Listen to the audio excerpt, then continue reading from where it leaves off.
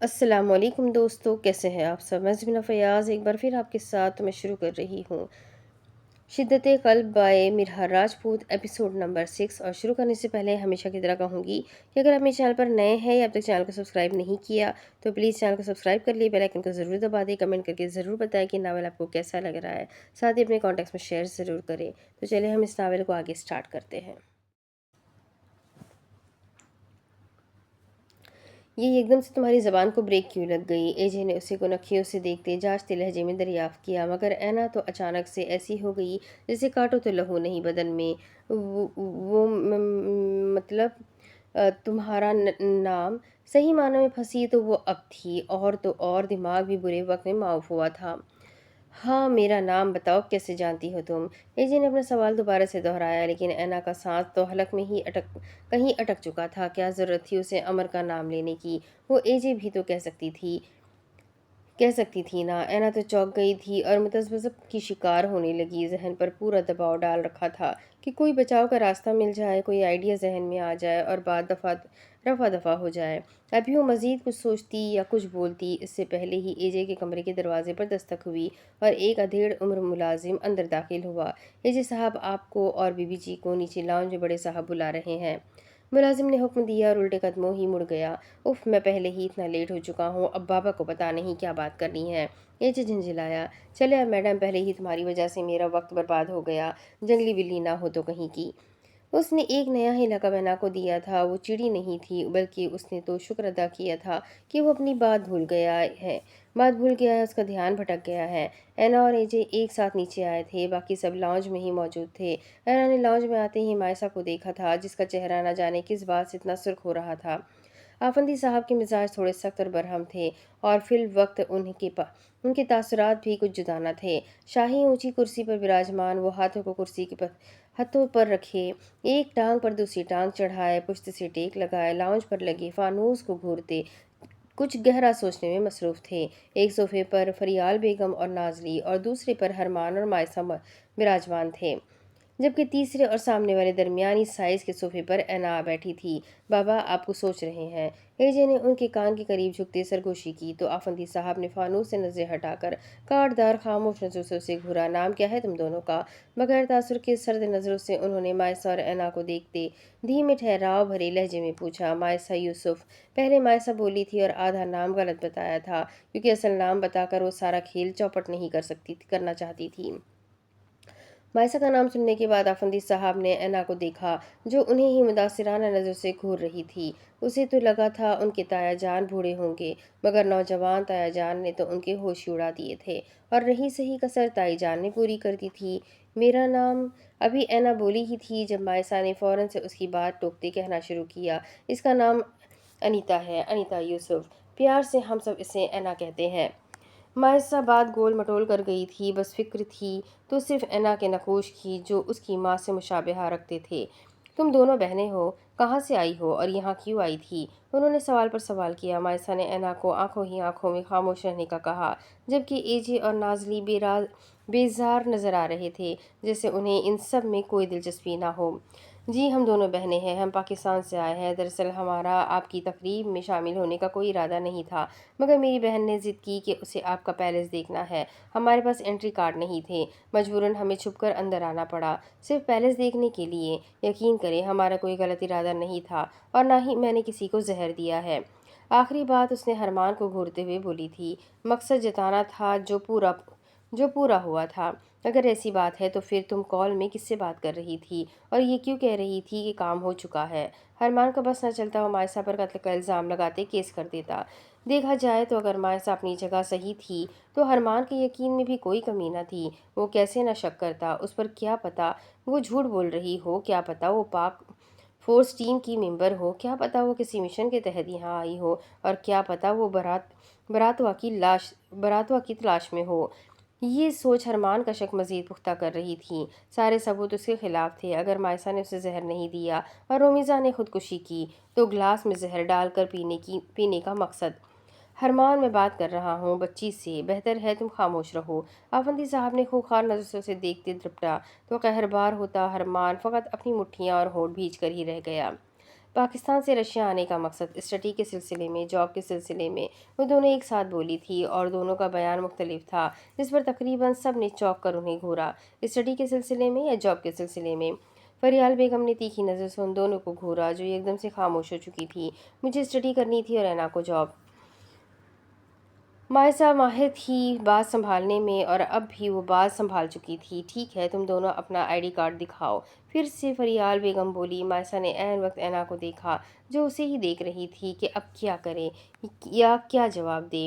ہم دونوں کل ہی رشیا آئے ہیں، یہاں ہمارا کوئی نہیں ہے، ہم نے فلیٹ بک کروانا تھا، لیکن جس سے کروانے کو بولا تھا وہ تو لٹیرا نکلا۔ ہم نے سارا سامان اس کے حوالے کیا تھا اور وہ لٹیرا ہمارا سامان لے کر بھاگ گیا۔ ضرور تمہارا ID کارڈ بھی اس سامان میں ہوگا۔ ہرمان نے اس کی بات کاٹی۔ ہاں، ہم دونوں کا صرف سامان اور ID کارڈ ہی نہیں تھا، بہت سے پیسے بھی تھے جو اب چوری ہو چکے ہیں۔ کمال کی کہانی بنا کر سنائی تھی اس نے۔ اینا نے دادیا نظر سے اسے دیکھا تھا۔ کول۔ اس کی سنائی کہانی پر ہرمان نے کمنٹ پاس کیا تو مائسا نے جان بوجھ کر آنکھیں گھما کر اسے تپایا۔ وہاں بیٹھے بیٹھے ہی نازلی نے اپنی شاطر آنکھوں سے ان دونوں بہنوں کو اسکین کیا تھا۔ مائسا اسے نڈر اور بہادر لگی تھی اور اینا سے اسے اپنائیت کی وائب آنے لگی تھی۔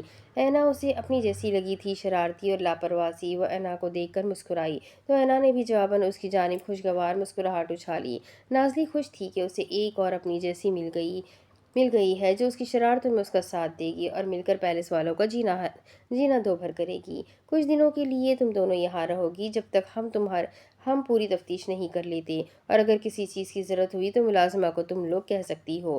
آفندی صاحب کرسی چھوڑ کر اٹھ کھڑے ہوئے اور اپنے کمرے کی جانب بڑھے تو اسی وقت فریال بیگم ان کے پیچھے گئی، جبکہ ہرمان کے کہنے پر نازلی ان دونوں کو کمرے میں لے گئی۔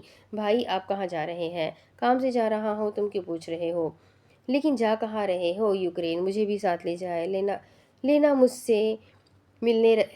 سے ریسٹورنٹ ملنے آئی ہے، لیکن میں لیٹ ہو چکا ہوں۔ AJ جانتا تھا ہرمان اپنی ہیوی بائک میں جائے گا جو اسے اڑاتے ہوئے 2 منٹ میں ریسٹورنٹ پہنچا دے گی۔ ہرمان ازوات میں سر ہلاتا اپنی شرٹ کی کفس کو کونیوں تک فولڈ کرتا باہر نکلا تو AJ خود کو سیٹ کرتا ہوا لینا کو کال ملاتا اس کے پیچھے لپکا۔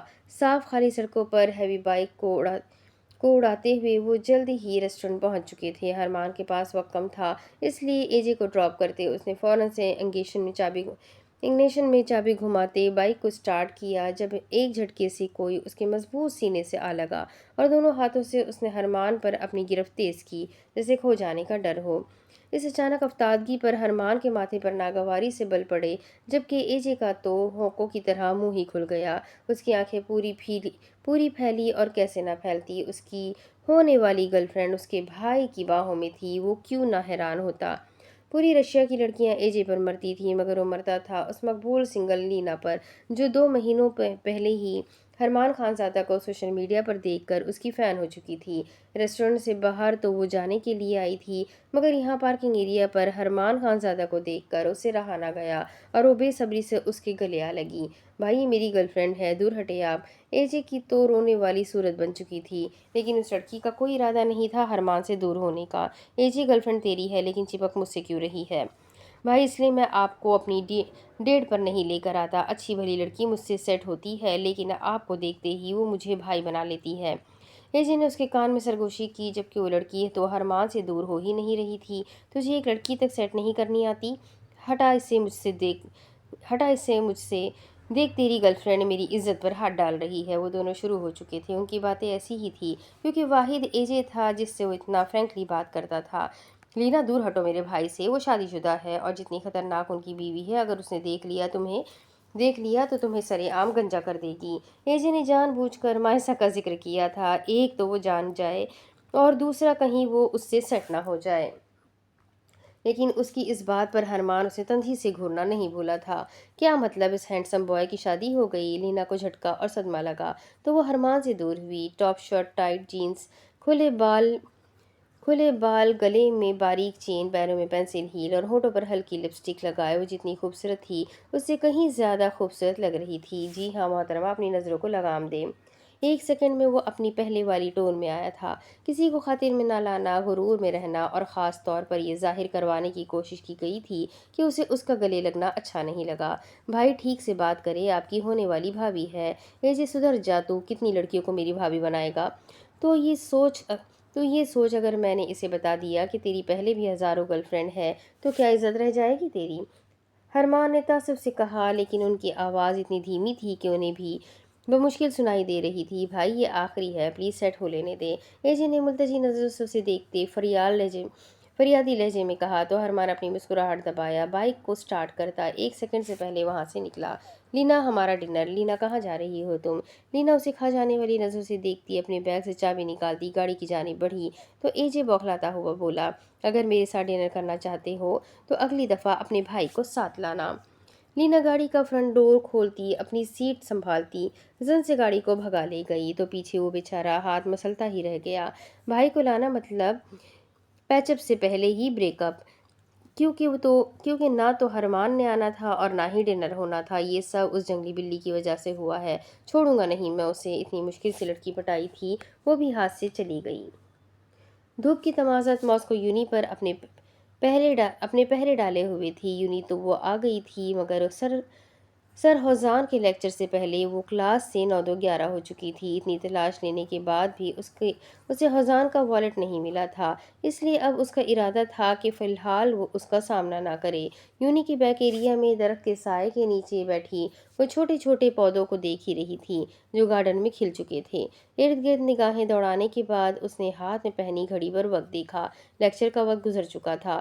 یقیناً سر ہوزان لیکچر دیکھ کر جا چکے ہوں گے، مگر اسے کیا پتا تھا کہ وہ کلاس سے نکل کر یہاں آ جائے گا۔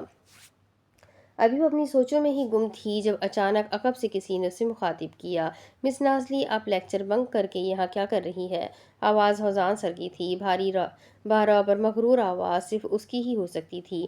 وہ پہچان گئی تھی، تبھی تو ایک دم سے اچھل کر اس نے رخ بدلتے اپنے سامنے کھڑے ہوزان سر کو دیکھا جو زنک کلر کی شرٹ پر بلو پینٹ پہنے بلا کا وجیح مرد لگ رہا تھا۔ ایک ہاتھ میں رسٹ واچ اور آنکھوں پر گوگلز لگائے، پیروں میں جاگرز پہنے، شرٹ کے اوپر والے 2 بٹن کھولے، وہ 2 ہی دن میں پوری یونی کی لڑکیوں کا پسندیدہ نظریہ بن چکا تھا۔ سر، وہ نازلی نے ایک دم سے ہڑبڑا کر ہوزان سر کی جانب دیکھا جو ماتھے پر بل لیے کھڑا تھا۔ اسے یہاں دیکھ کر نازلی تو ہکا بکا ہی رہ گئی تھی۔ اسے کیسے پتا چلا کہ وہ یہاں پر ہے؟ آواز ہکلا رہی تھی مگر خود پر کمپوز کافی حد تک تھا۔ جی بولے، میں سن رہا ہوں۔ اس کی نظریں نازلی پر تھی جو اب اپنے ہاتھوں کی انگلیوں کو مروڑنے لگی تھی۔ البتہ ہوزان نے اب اپنے بازو پشت پر باندھ لیے تھے۔ نہ میں اپنے ہسبینڈ کے بارے میں سوچ رہی تھی۔ اس وقت جو اس کے منہ میں آیا وہ بول گئی تھی، کیا آپ شادی شدہ ہے؟ ہوزان نے ایک ایبرو اچکاتے حیرت و تعجب کی کیفیت میں دریافت کیا۔ نہیں تو، فوراً سے وہ ترکی بترکی بولی، پھر ہسبینڈ کہاں سے آ گیا؟ اس بار ہوزان نے بھویں سکیڑ کر اسے دیکھا۔ سر، وہ ہونے والے ہسبینڈ کے بارے میں سوچ رہی تھی۔ اس کی پوری کوشش تھی کہ وہ اپنی باتوں میں لگا کر اس کا دھیان بھٹکا دے تاکہ اس کی ذرا بھی سوچ اس کے والیٹ کی جانب نامبذول ہو۔ وہ بابا کہتے ہیں نا، اپنے مستقبل کے بارے میں سوچنا چاہیے، تو میں بھی بس وہی سوچ رہی تھی۔ اس وقت معصومیت اس کے چہرے پر ایسی کھلی تھی جیسے اس سے زیادہ معصوم تو پورے ماسکو شہر میں کوئی نہ ہو۔ تو ایسے کہیں نا، آپ میرے بارے میں سوچ رہی تھی؟ پہلے ہوزان نے اسے ناگواری سے دیکھا، پھر اگلے ہی پل اس کے ہونٹوں پر ہلکی سی مسکراہٹ نمودار ہوئی جو جلد ہی اپنی جھلک دکھاتی غائب ہوئی۔ پھر اس نے خود سے ہم کلامی کی جو نازلی کی سوچوں سے بھی دور تھی۔ ہوزان کو اپنی سوچوں میں غلطہ دیکھتے نازلی فوراً سے اپنی مخصوص نشست سے اٹھی اور اگلے ہی پل وہاں سے رفع دفع ہونے کی تیاری کرنے لگی، لیکن اس سے پہلے وہ اپنا دامن بچاتی وہاں سے بھاگتی، اسی وقت ہوزان نے اس کا ارادہ بھاپتے اس کا راستہ روکا تو نازلی اس بار بری پھنسی۔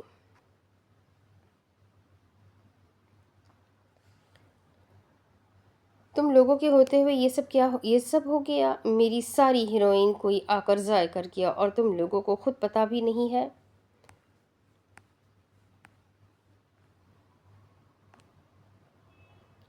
باقی کی ناول میں آپ کو اگلی قسط میں سناتی ہوں کہ آگے کیا ہوگا۔ اس کے تو بھی پیجز خالی ہے، اگلی PDF میں جو اوپن کرنی ہوگی، تو آگے کی ناول میں آپ کو اگلی قسط میں ہی سناؤں گی۔ تو جب تک کے لیے بس ویڈیو کو لائک کریں، چینل کو سبسکرائب کریں، بیل آئیکن کو ضرور دبائیں، کمنٹ کر کے ضرور بتائیں کہ ناول آپ کو کیسا لگ رہا ہے، کتنا انٹرسٹنگ لگ رہا ہے، ضرور کمنٹ کیجیے گا، مجھے آپ کے کمنٹ کا انتظار رہے گا۔ تو ملتے ہیں اگلی ویڈیو میں، تب تک کے لیے اپنا خوب سارا خیال رکھیں، مجھے بھی دعا میں یاد رکھیں۔